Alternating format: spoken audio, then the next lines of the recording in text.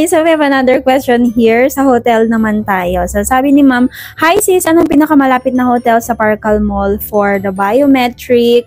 May alam ka ba sis about the closest hotel? Baka meron din walking distance. Thank you." Alright, so dahil sa question na to, hinanapan kita ma'am ng pinakamalapit na hotel. So this is not sponsored because I understand during my time also I was searching kung ano yung mga pinakamalapit na hotel sa Parcal or sa US Embassy. But in my case, nag-grab lang po kami before, nag-Uber lang po kami and 15 minutes away sa Parcal and the US Embassy. So, nandito po yung website nitong hotel na to.